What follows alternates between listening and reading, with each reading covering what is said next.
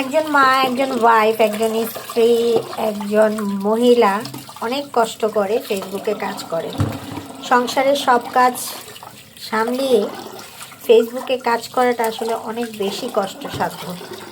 সেটা হয়তো বা অনেকে বোঝে, অনেকে বোঝে না। আমার তো আসলে খুবই কষ্টসাধ্য হয়ে যায়, তাই ইদানিং ফেসবুকে আর কাজ করতে ইচ্ছে করে না। ফেসবুকে কাজ করার মন মানসিকতা আসলে হারিয়ে ফেলছি। আসসালামু আলাইকুম, যে যেখান থেকে আমার এই ভিডিওটা দেখছেন, যদি ভালো লাগে তাহলে দেখবেন, আর যদি ভালো না লাগে তাহলে স্কিপ করে চলে যাবেন। তো জুম্মা মুবারক সবাইকে। আজকে জুম্মার দিনের আরেকটা বড় ব্লগ নিয়ে এসে পড়েছি আপনাদের সামনে। যদি ভালো লাগে ভিডিওটা দেখবেন, আর ভালো না লাগলেও দেখবেন। অনেকদিন পরে আমার এই ফিল্টারটা আমি বের করে পরিষ্কার করে পানি ঢেলে নিয়েছি। তো ফিল্টারটা কিনেছিলাম আসলে আমার মেয়ে যখন হয়েছিল, তা ও যখন একটু হাঁটা শুরু করে তখন থেকেই, কিন্তু ফিল্টারটা সেট আপ করে একবার আবার আটকে দিয়েছিলাম, কারণ মেয়েটা দেখা যাবে যে ফিল্টার ধরে ধরে ফিল্টার থেকে পানি ফেলবে, এর জন্য আর ফিল্টারটা রাখিনি। তো আজকে সেট আপ করে নিলাম। তো আজকে আমি একটা মুরগি, সোনালি মুরগি নিয়ে নিয়েছি, রোস্টের পিস করে নিয়েছি। এটাকে রোস্ট করব। এটাকে রোস্ট করে তো এখানে আমি ডিমটাও ছিলে নিচ্ছি।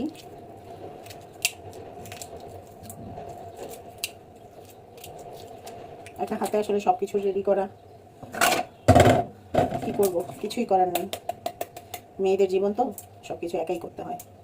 হাজব্যান্ড আর ছেলে গিয়েছে নামাজ পড়তে, জুম্মার নামাজ, আর আমি এখানে কাজ করছি আর ভয়েস ওভারটা দিচ্ছি সাথে সাথেই, কারণ আমার ঘরটা পুরাই খালি এখন। আমার মেয়েও চলে গেছে নানুর বাসায়, কারণ কেউ থাকলে আবার ভয়েস দেওয়াটা কষ্ট হয়ে যায়, ব্যাকগ্রাউন্ড সাউন্ড চলে আসে। তো অনেকেই আসলে ফেসবুকে কাজ করতে আসছেন, অনেক দিন ধরে কাজ করতেছেন, কেউ ফেসবুকে সফল হচ্ছেন, কেউ হয়তো বা এখনও তো সফলতা পাননি আমার মতো। অনেকে অল্প সময় সফলতা পেয়ে যায়। আসলে ফেসবুকে প্রচুর পরিমাণে সময় দিতে হয়, যে যত সময় দিবেন সে তত দ্রুত সফল হবেন। তো আমি সময় দিতে পারিনি হয়তো বা প্রপারলি, তাই এখনও সফলতার মুখ দেখছি না। আমার হয়ে গেল ডিমগুলো, আমি ছিলে নিলাম, এখন ভেজে দিব। নাড়াচাড়া করার সুবিধার্থে আমি একটা বড় কড়াই নিয়ে নিয়েছি, এটাতে আমি একটু তেল দিয়ে প্রথমে পেঁয়াজটাকে বেরেস্তা করে নেব।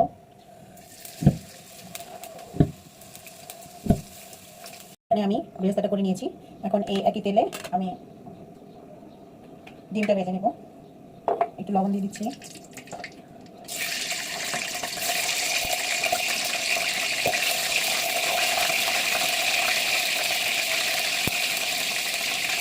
ডিমটা হালকাই ভাজবো, বেশি ভাজবো না, হালকা ভাজা দিয়ে আমি ভেজে নিই। তো এখন আমি ওই তেলটার মধ্যে পেঁয়াজ বাটা দিয়ে দিলাম।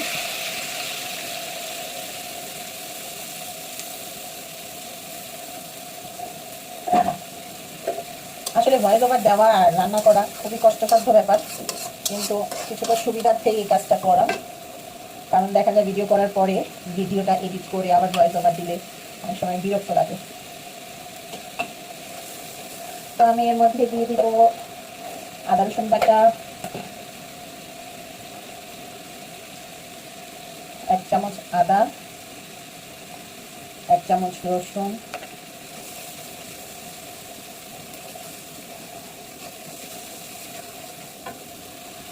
যে আমার এখানে হচ্ছে আমার বাদাম বাটা। দেখেন আমি কতগুলো বাদাম বেটে রেখেছি রান্না করার সুবিধাতে, যখন আমার প্রয়োজন হয় আমি এখান থেকে আসলে বাদাম বাটাটা ইউজ করি। তো এখানে আমি 2 চামচ পরিমাণ বাদাম বাটা দিয়ে দিলাম। বাদাম বাটাটা ভালো মতো নেড়ে ভেজে নিতে হবে, কারণ অনেক সময় দেখা যায় বাদামটা কাঁচা থেকে গেলে। দিলাম লবণ, 2 চামচ লবণ দিয়েছি, পরে লাগলে আবার দিয়ে নিব। এখন আমি দিয়ে দিব তেজপাতা, মানে গরম মশলাটা এখন আমি দিয়ে দিব। 2টা তেজপাতা দিয়েছি, দারচিনি, 3টা এলাচি দিয়ে দিলাম, আর 4টা লবঙ্গ দিয়ে দিলাম। এখানে দিয়ে দিব রাঁধুনি রোস্টের মশলা কিছুটা,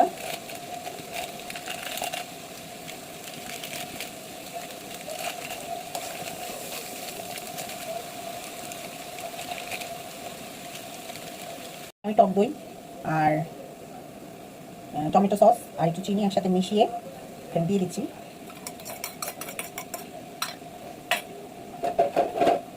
একসাথে দিয়ে দিলাম। এখন আমি মশলাটা ভালো মতো কষিয়ে নেব, বেশি করে জাল দিয়ে ভালো মতো কষিয়ে নেব। তো এখানে আমি আলাদা করে আর কোনো মশলা ইউজ করিনি, শুধু একটু গরম মশলা পাঠিয়ে দেবো আর একটু জায়ফল জয়ত্রী বাটা দিয়ে দিব। বেশি দিব না, অল্প পরিমাণে দিব। কারণ যেহেতু আমি এতটুকু জায়ফল জয়ত্রী দিয়ে দিচ্ছি। একটু মরিচের গুঁড়া অল্প একটু দিয়েছি কালারের জন্য, আর একটু গোলমরিচের গুঁড়ো দিয়ে দিচ্ছি। এখন আমি মাংসটা দিয়ে দিব, মাংসটা এটার মধ্যেই কষাবো।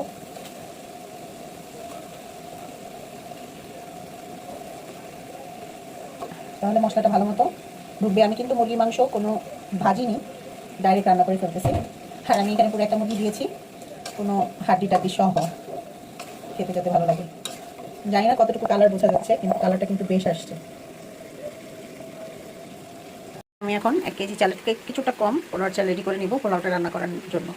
আমি চাষির পোলাওর চালটা ইউজ করি, এটার ঘ্রাণটা খুব ভালো আসে। দেখেন বন্ধুরা কত সুন্দর আসছে ঘ্রাণটা। আমি কিছুটা পেঁয়াজ বেরেস্তা দিয়ে দিয়েছি। এখন আমি একটু লিকুইড দুধ দিয়ে দেবো। এখন আমি এখানে আগে থেকে জাল করা লিকুইড দুধ দিয়ে দিচ্ছি, কিছুটা রেখে দিলাম পোলাও দেওয়ার জন্য। এখন এই দুধটার মধ্যে চিকেনটা ভালো মতো হয়ে যাবে, হয়ে গেছে। এখন আমি উপর দিয়ে দিব কিছুটা ঘি। এটা আমি সব সময় করি, ফ্লেভার আসে। কেওড়া জলও দেয়, কিন্তু আমি একটু নিজেদের জন্য রান্না করছি, এই জন্য আর কেওড়ার জল দিব না। আমার রোস্টটা হয়ে গেছে, আর আমি এই যে ডিমগুলো দিয়ে দিয়েছি। আলাদা করে আর ডিমের কোরমা রান্না করার কোনো দরকার নেই। একটু ঝোলটা বেশি রাখলাম, যেহেতু অন্য কিছু নাই, পোলাও গরুর মাংস আমি রান্না করিনি, তো এখন আমার এতটুকু ঝোল লাগবে। তো এখন আমি পোলাও রান্না করবো, পোলাও চড়িয়ে দিব। পেঁয়াজটা ভেজে নিচ্ছি। আমি পোলাওয়ের অত বড় রেসিপিটা দিব না, অলওয়েজই আমি দিয়ে থাকি, একটু একটু করে দিয়ে দিব। পোলাওতে শুধুমাত্র আদা ইউজ করি ম্যাক্সিমাম, আর যদি আমি রসুন ব্যবহারও করি একদম হালকা। এটাকে আমি এখন ভালো মতো ভেজে নিব। আমি তেল দিয়েছি, ঘি দিয়েছি, আর গরম মশলা দিয়েছি। এলাচি আমি খাই না, তারপর একটা পরে দিয়েছে। জলটা পানি ঝরিয়ে ভেজে নিচ্ছি, পানি ছিল না একদমই। ভালো মতো আমি ভেজে নেব। হয়ে গেছে। এখন আমি এই বোতলের 1 বোতল নর্মাল ঠান্ডা পানি দিয়ে দিচ্ছি। যেহেতু আমার 1 কেজি চাল, 1 কেজি পুরো না, কিছুটা কমানো, সেহেতু আমি 1 কেজি পানি দিয়ে দিচ্ছি এখানে। আর আমরা জানি সবাই 1 কেজিতে 1.5 কেজি পানি লাগে, আর আমি এই 250 গ্রাম বোতলের অর্ধেকের একটু বেশি দিচ্ছি। আর যেহেতু আমি দুধ ব্যবহার করব, লিকুইড দুধ, সেহেতু আমি দুধটা দিয়ে দিলাম। রেখে দিব। প্রথমে আমি চুলার আঁচটা বাড়িয়ে দিয়েছি, কিছুক্ষণ পরে বলক আসলে কমিয়ে দিব। এখানে অল্প একটু কেওড়া দিয়ে দিচ্ছি, একদম অল্প, আর একটু গোলাপ জল দিয়ে দিলাম,